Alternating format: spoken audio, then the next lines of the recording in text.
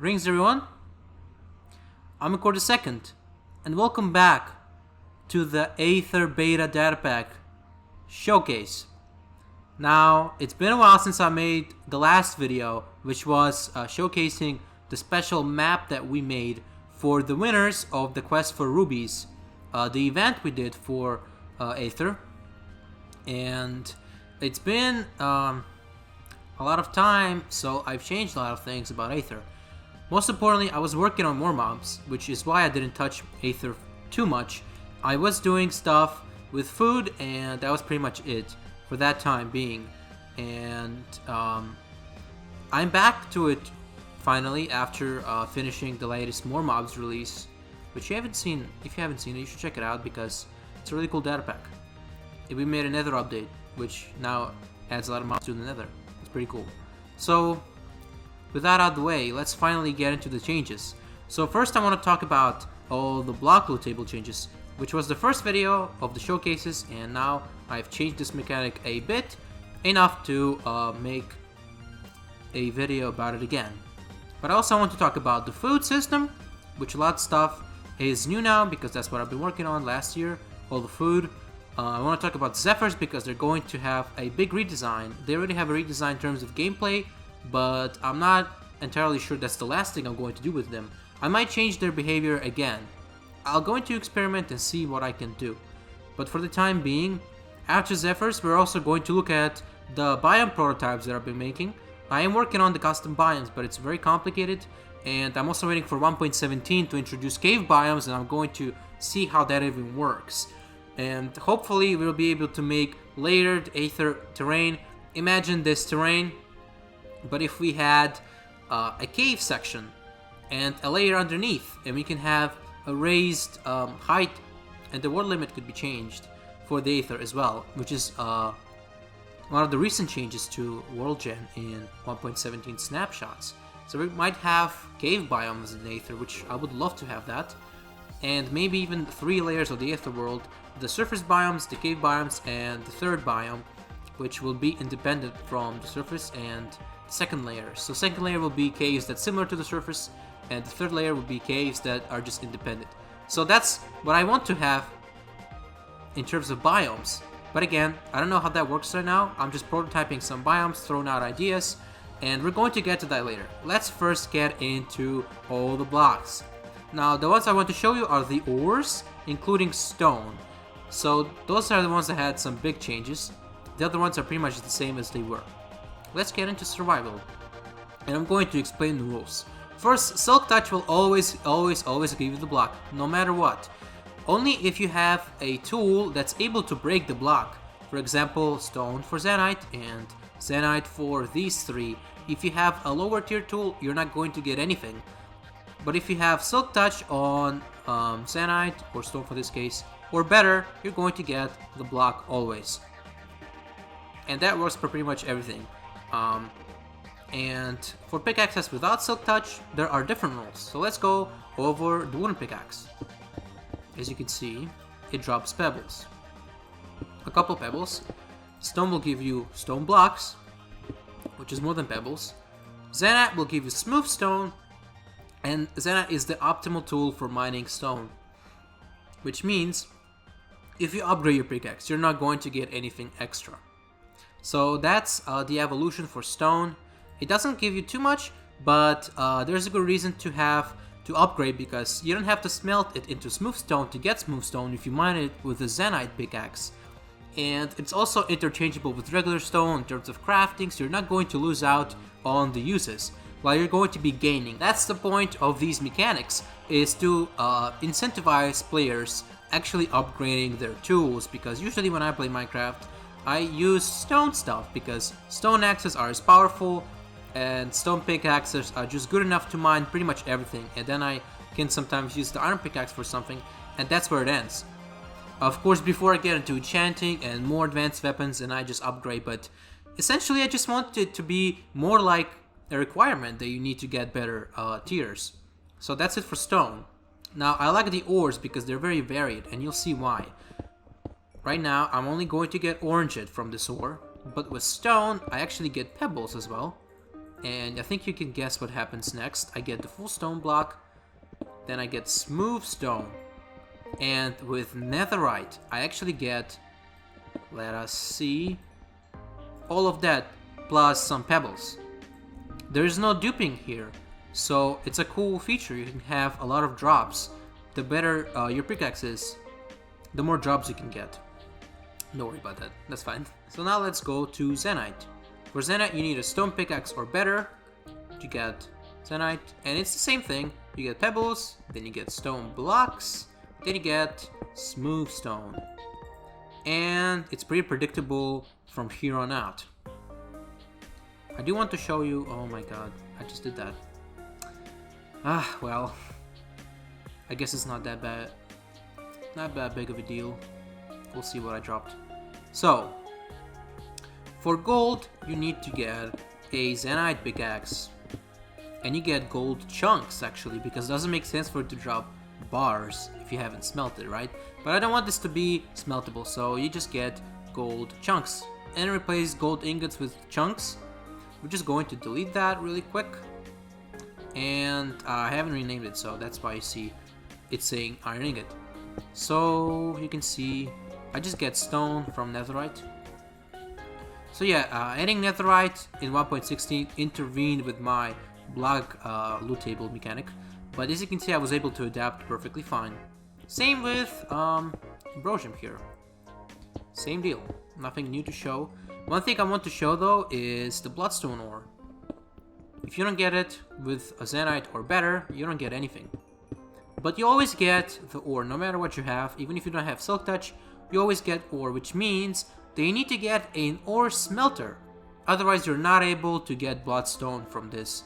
And there will be one more ore that you need to smelt with an ore smelter, which means you need to get a ruby pickaxe to mine obsidian to craft that ore smelter. And that's going to be a replacement for copper. So I am slowly adapting to all the new changes in Minecraft. More or less, I'm trying to incorporate stuff into Aether that would be natural. So yeah, there'll be one more material, one more ore for you to find instead of copper, and it'll be cool. I'm not going to remove copper stuff. I'm just going to like rearrange it to make it work with Aether. So don't worry about it. So that was it for ores, really. I want to show you now farming because I haven't really done anything about that last time, and as you can see, some textures are not done yet. Those are supposed to be Valkyrie wings. Those are supposed to be wind berries, but I can still show you off this stuff. So what do you get with wooden hose? You just get seeds sometimes, so it's not really productive to use this at all. Actually, you're going to wait for it to grow and then you're going to lose on your investment and have to replant it, even if you're lucky enough to actually get the seeds. So what do we do with stone? Same stuff, but we do get wings themselves, but no seeds, which is also always awful because you want seeds to be able to replant it. Same deal here with wind berries. We don't get seeds. That means we need to upgrade our hoe. And for these, it's pretty much the same stuff. You don't always get the drop, but you need to plant it itself, so it doesn't require any seeds. Those are peanuts and sugar beets. So yeah, lots of food changes in Aether. That was quite the point, and I'll get into food a little bit later. So, Zenyte is the optimal tool. Well, not always for this, because sometimes it drops seeds, sometimes it drops wings, and it's not reliable still. I missed it completely. You need a ruby hoe to really get that stuff, and this is good, so because it requires you to update, and that's quite the point, as I already explained, of Aether progression. It's very important, it's kind of mandatory, and they makes players actually have to get higher tier items instead of just using stone and wooden stuff, because most people would probably only use wooden hoes. People don't even use them to break the actual crops. So that's a change in the Aether that's really going to be big in terms of gameplay. So for these, the optimal tool is Zenyte. And you can get multiple every time, so you can replant them just fine. But for these, you need a ruby one to really get back on your investment. So that's how this goes, essentially. Of course, there are more crops, like plum fruit and turnips, but I haven't worked on that yet, so don't worry about it. So once we've done this, I guess it's time to explain the food in the Aether, because there have been tons of changes. First and most important change Mobs no longer drop food, that's right. I have still not decided on hoglins, but I do want them to drop food because you need to be able to survive in the nether dimension. And I'm going to do something about hoglins, but for now, none of the mobs in the Aether drop food. That was intentional because mobs are very, very easy to find. You can just go around killing them, you have tons of food, cook it, and then you're going to be good to go for a while. That's not how it goes in the Aether. That was the point of changing the farming up, because I want players to actually use farming. Hoes were useless before 1.16, but then they made them the tools to mine some blocks. But it was already my plan to update hoes to make them more useful, so it's going to be another use for them. First of all, you need them to be able to break these blocks and get the drops from them. And again, you cannot hunt mobs for food, they just don't drop it. So you need to get food elsewhere, and there's a lot of cool food in the Aether. For example, you can see in my, oh, that's spoilers. In my hand, there's a peanut butter jelly sandwich. You can make jelly from wind berries, and of course you can use peanuts with bread to make this wonderful meal for you.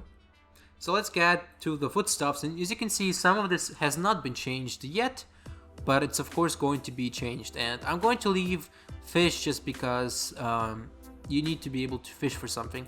I don't want to get rid of the fishing mechanics, so fish are going to be part of the game, but more sustainable will be of course just eating farmable stuff from the Aether. So as you can see here, we just have apples, nothing new here, but we also have ice cream, and that's really cool. Ice cream is going to give you buffs, and you need to use the freezer to actually get ice cream, so that's a part of progression as well. Sweet berries, as they were in the original mod, I felt like berries have to be a big part of Aether. And then you'll be able to craft them with chocolate to make some really sweet stuff for you. I'm not sure what to do with honey yet. I'm probably going to leave it because can't really change honeycomb and bees too much. So we also have a cheese sandwich, which we make with bread and cheese slices and a big block of cheese they can eat, kind of like a cake. We also have Bridal flowers, which drop from Bridal canes. This is a good resource as well because it also has Bridal millet, which you need to make the bread. And how you make bread? By cooking dough. So that's a big part of it. You can also, of course, eat the beets and peanuts. They're not very filling, but you can do that. Of course, we can have orange it as well, and you can smelt cacti to get nopales, which is pretty good, and a way to get food in the desert. Also, we have oranges that drop from orange trees, healing stones, which are just mostly for healing, but they can be used as a food. But really, they're just kind of like healing stones in the original mod, even though they're more expensive and they're not very filling, they fill that role. So pretty much that's all the food I've been able to change so far. Of course, there's going to be more food changes. You can see this and this here. As you can see, it already has a name change. Crusted crushed turnip. You're going to be able to make those turnips. So of course, turnips are going to have use. But yeah, there's going to be some more food changes, of course, as you can see. It's not complete, but it is getting there. So now I want to show you the Zephyrs, and we're going to wrap up the video with some of the biome prototypes. So let's just run function Aether beta entity summon, and we're going to get a Zephyr ourselves. So Zephyrs are also going to get a graphic redesign, which means they're going to have a new model and a new texture. I'm working on that right now. So yeah, it's going to be great, I think. I don't like this current model, it's kind of old. I like some features of it, but it just doesn't look great in my opinion, so it's going to have to change. So what is he doing, you think? Well, before they shot out snowballs at you, which didn't have much of a trajectory. Ooh. And they just gave you levitation when they landed. This kind of has a similar thing, but the levitation is much shorter. I can't see it unfortunately. But the levitation is much shorter, and the most danger that comes from this mob is the fact that it makes the snowballs explode. So that meant that was meant to be more similar to the genesis of the Void Zephyrs, which I'm pretty sure in the last version for the mod, they actually blow into you and kind of make you lift up, which is different from what I've been explaining. But in the earlier versions of the mod, the Zephyrs pushed you still with their snowballs, so they pushed you away, and they also pushed you up, so it was dangerous very much. No matter where you were standing, if you were standing on the ledge, they would push you off. If you were protected by some kind of terrain, they would push you up and make you take full damage. So this is why I've done it this way, and as you can see, there's problems with the AI, and that's why I want to play around and see if I can change it to be more targeting, because he really can fly very far away from you. And as you can see, it's not hard to dodge these really, unless he's really close. But the problem is, these are pretty big explosions. They don't deal any damage, but they will push you off a lot. So as you can see, eventually fall damage becomes a problem. Now what's cool about this is they can also use it on mobs, as you can see. I'm going to let it hit the cow here. Ow. Jeez, man. See, this quickly becomes an issue, and I even died. So don't just play around with these guys. They are dangerous. So yeah. Worst Elytra skills ever. But yeah, I'm going to demonstrate to you that you can in fact push mobs with these snowballs. And just fun, it interacts with the environment, not just with the player. But, yeah. Let's see if he sees me. He should be seeing me anytime soon. Anytime now. Well, we'll have two. We have some company. If it's a problem, I'll just summon a new one. Not a problem. Oh no, Zephyr. As you can see, the cow went flying up. Oh man, it did not survive that fall, let me tell you. So yeah, it is a fun mob to play around with, and much more dangerous than before. It's just more varied in terms of gameplay, in my opinion. That's why I like this attack redesign. Of course, it's also going to have a different design in terms of looks, and much not too likely, but I am going to toy with the AI and see if I can make it more targeting for the player, make them not fly too far away from you. We'll see how that will work out. It has some issues with the hitbox, but we'll see what I can do. So that's pretty much all I wanted to say about this. Before we go into Biomes, I also want to mention that the Gravitite tools that you've seen in my previous videos, if I showed them off, I think I did. But yeah, those are the Gravitite tools. Now, they all have the same ability and they are really lame as tools themselves. So I would never use these as actual tools. They're only useful as the magnet. So I thought, why does this even have to be a feature? What I want to do instead is maybe find a different use for them if it's possible, or just get gold back into their place because we have gold here instead of that. And of course, unfortunately, because of the piglins, we also have to change how the Valkyrie helmet works, and we have to do a workaround with this. Probably going to replace it with this. I was already going to do that, I guess. Well, it's kind of confusing because I have not finished the translations anyways. So yeah, I'm going to have a Gravitite metal or something like that that you can hold in your hand, and it's going to do the same stuff as the Gravitite tools do now, but better because it doesn't have to be a tool thing, because these tools really suck and they're only useful for this mechanic. So I thought, why not just have it be a separate item as a charm that you can use. So yeah, that was it about Gravitite. Sorry, it was kind of an interruption, but I just remembered that I wanted to talk about this in particular. There's more stuff to discuss, but I just want to have, just want to show you the new biome prototypes. So let's get into that. All right, here we are in my biome prototyping world.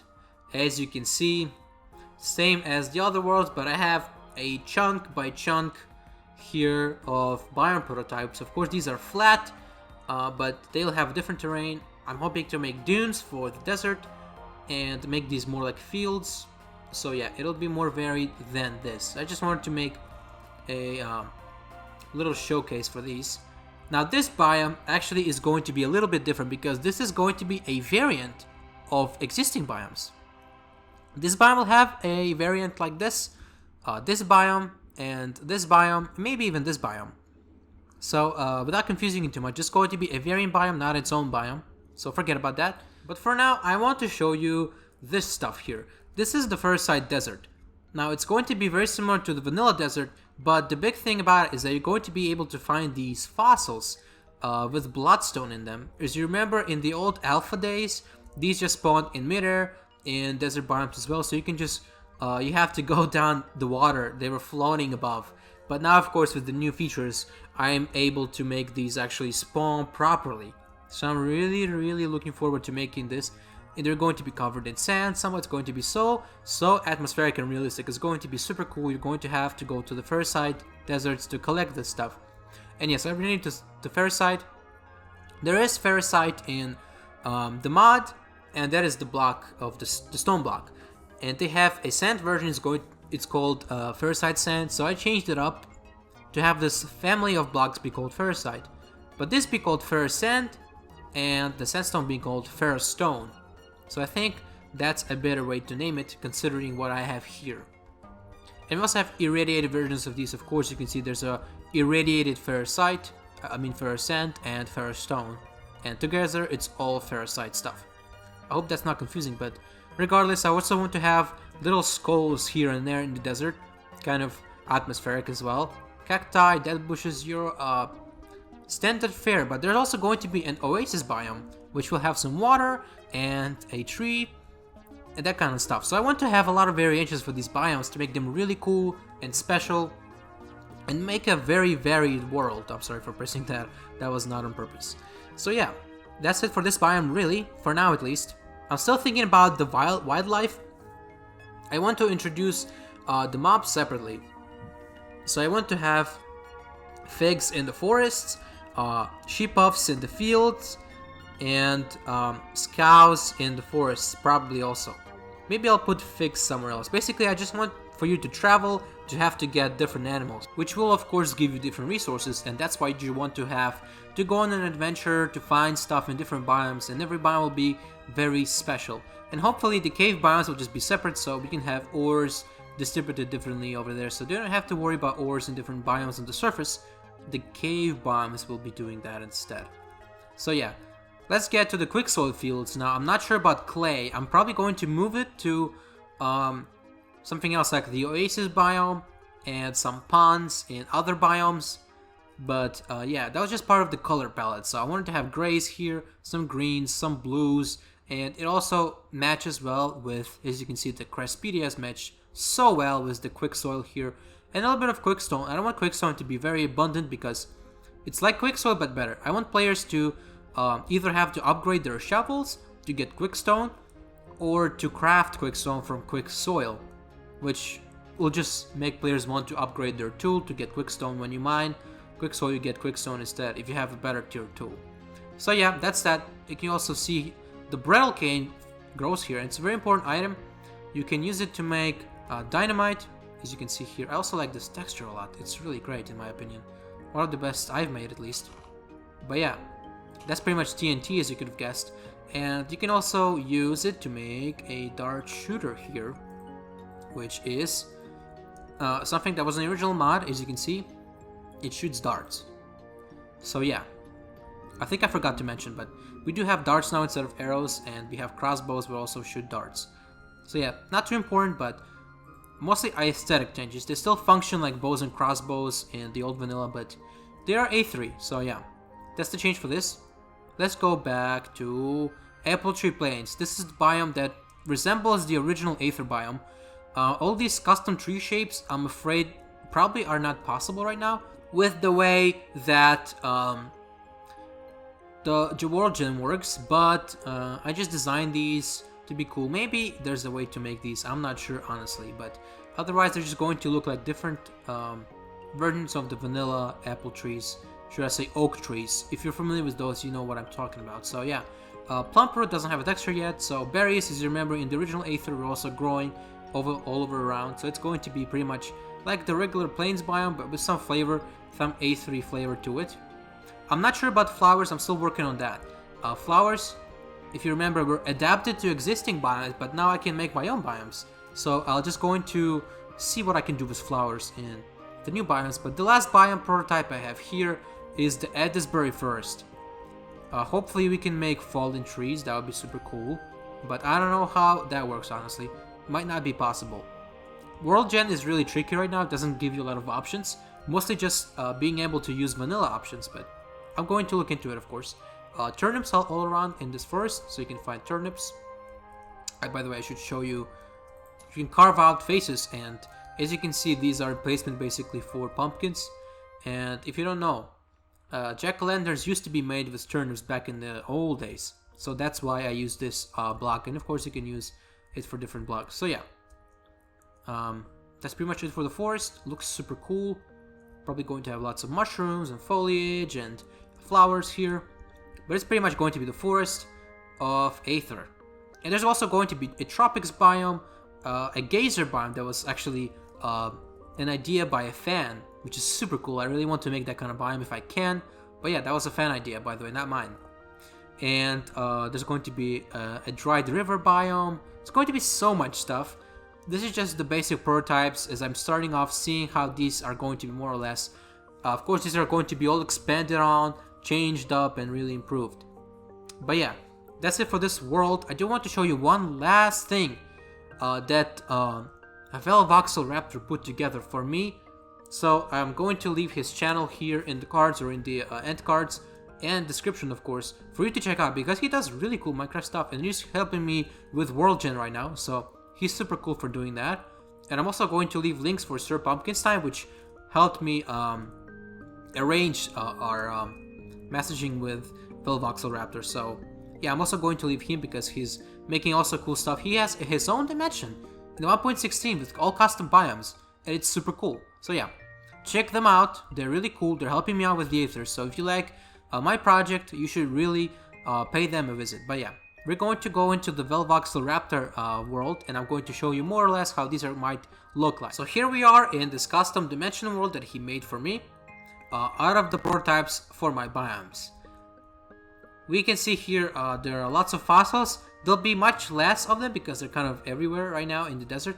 And they're not just going to be the Solston Valley ones. I'm going to make new ones, and they're going to have bloodstone in it so you can dig up some bloodstone. There's a plains biome, which has a weird looking tree I can see. But he was just testing out how to make different leaves, so that was that. I'm not going to have this in the Aether, I'm just saying. But yeah, this is pretty much the apple tree plains, more or less how it's going to appear. There's not going to be any lava in the Aether, that's cancelled.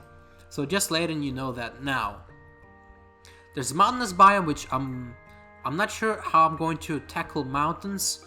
We'll see what 1.17 brings for us to figure that out. And the last thing I want to show you is the Bridal Forest.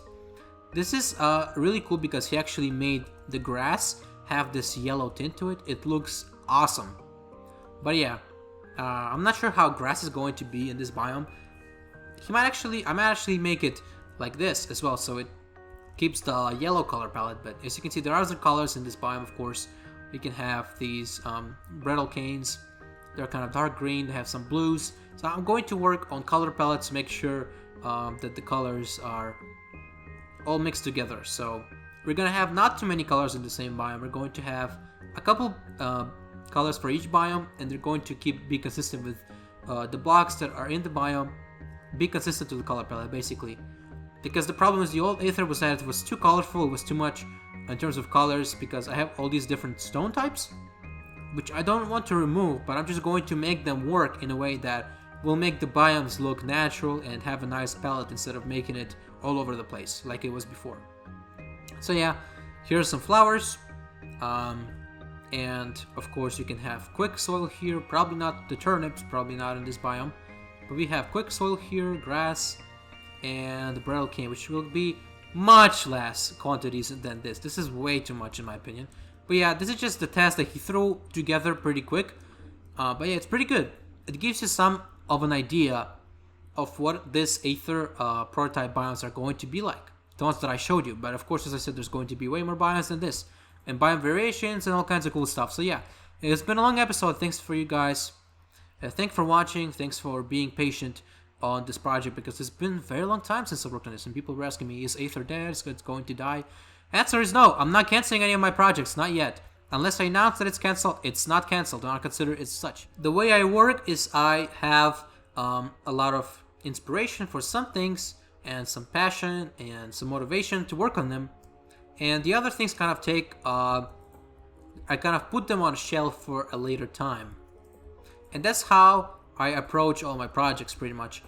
If I have the drive to do more mob stuff, I do more mobs. Then I finish that up and I go to Aether or whatever else project I have and work on that instead. So yeah, that's pretty much it for today. Thanks for sticking with me. It's been a very long video and I've tried my best to make these videos much shorter, but as you can see, kind of had to be this time around because there's so many changes. I just had to list them all out and it's been so long since I made a video, so why not? Why not give you just a big video with lots of different aspects to talk about? So yeah, hopefully the next video I'll show you new Aether design, maybe even different the Zephyr, but again, I'm just thinking about it. I'm going to experiment with it for sure. Hopefully it'll be better than it is now. Or if it's not, then I'll just use whatever I have now. And yeah, that's pretty much it for the video. Don't forget to smash subscribe, ring my bell, and as always, stay.